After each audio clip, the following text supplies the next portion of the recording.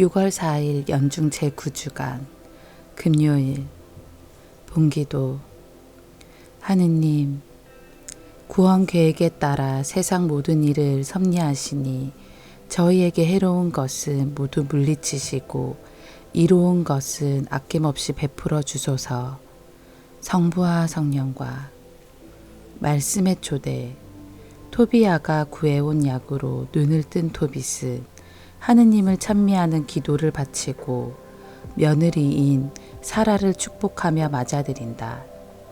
예수님께서는 메시아가 다윗의 자손이라고 하는 이들에게 다윗 스스로 메시아를 주님이라고 말하는데 어떻게 메시아가 다윗의 자손이 되느냐고 하신다. 제1독서. 하느님께서 나에게 벌을 내리셨지만 내가 이제는 내 아들을 볼 수 있게 되었다. 토빗기의 말씀입니다. 그 무렵 안나는 자리를 잡고서 자기 아들이 돌아올 길을 살펴보고 있었다. 그러다가 토비야가 오는 것을 알아보고 토비야의 아버지에게 봐요, 당신 아들이 와요. 함께 갔던 사람도 오네요 하고 말하였다. 토비야가 아버지에게 가까이 이르기 전에 라파엘이 그에게 말하였다. 나는 잘 알고 있소. 저분은 꼭 눈을 뜨실 것이요. 물고기 쓸개를 저분 눈에 발라 들이시오. 그 약은 눈에 하얀 막이 오그라들다가 벗겨지게 할 것이요. 그러면 그대의 아버지께서 시력을 되찾아 빛을 보게 될 것이요.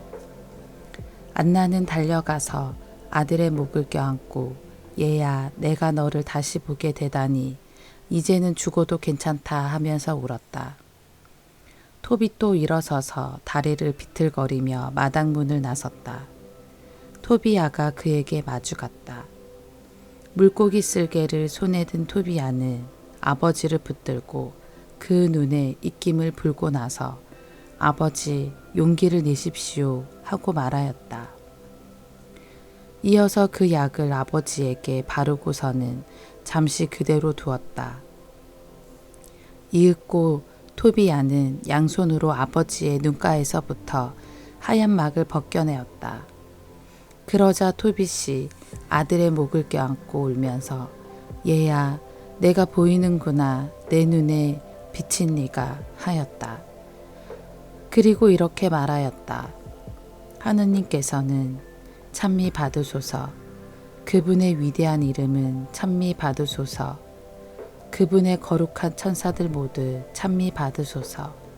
그분의 위대한 이름 언제나 우리 위에 머무르소서. 그분의 천사들 모두 영원히 찬미 받으소서. 그분께서 나에게 벌을 내리셨지만 내가 이제는 내 아들 토비야를 볼 수 있게 되었다. 기쁨에 넘친 토비야는 소리 높여 하느님을 찬미하면서 집으로 들어갔다.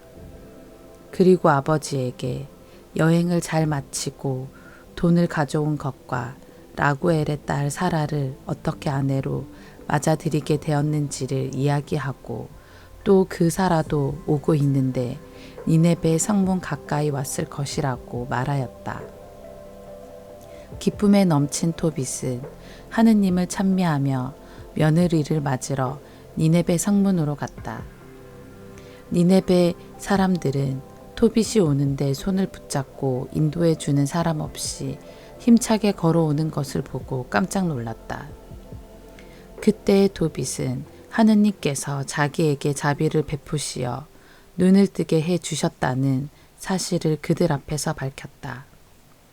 이어서 자기 아들 토비야의 아내인 사라에게 다가가 그를 축복하며 말하였다. 얘야, 잘 왔다. 얘야, 너를 우리에게 인도하여 주실 너의 하느님께서 찬미 받으시기를 빈다. 너의 아버지께서 복을 받으시고 내 아들 토비야도 복을 받고 그리고 얘야, 너도 복을 받기를 빈다. 축복 속에 기뻐하며 내 집으로 어서 들어가거라. 얘야, 들어가거라. 그날 니네베에 사는 유다인들도 모두 기뻐하였다. 주님의 말씀입니다. 하느님 감사합니다. 복음. 어찌하여 메시아가 다윗의 자손이라고 말하느냐. 마르코가 전한 거룩한 복음입니다. 그때 예수님께서는 성전에서 가르치시며 말씀하셨다. 어찌하여 율법학자들은 메시아가 다윗의 자손이라고 말하느냐. 다윗 자신이 성령의 도움으로 말하였다. 주님께서 내 주님께 말씀하셨다. 내 오른쪽에 앉아라. 내가 너의 원수들을 내 발 아래 잡아 놓을 때까지. 이렇듯 다윗 스스로 메시아를 주님이라고 말하는데 어떻게 메시아가 다윗의 자손이 되느냐. 많은 군중이 예수님의 말씀을 기쁘게 들었다. 주님의 말씀입니다. 그리스도님 찬미합니다. 오늘의 묵상. 6월을 시작하면서 우리는 제1독서 말씀으로 토빗기를 만납니다. 토빗기의 중요한 신학은 주님의 가르침에 충실한 삶은 반드시 하느님의 보상을 받는다는 사실입니다. 그러므로 어떠한 어려움이 있더라도 자선을 베풀고 기도에 충실한 삶을 살아야 함을 우리에게 알려줍니다. 내가 원하고 내가 편할 때 선택적으로 하느님을 섬기는 것이 아니라 한결같은 모습으로 하느님을 섬겨야 하고 주님의 가르침을 따라야 함을 알려줍니다.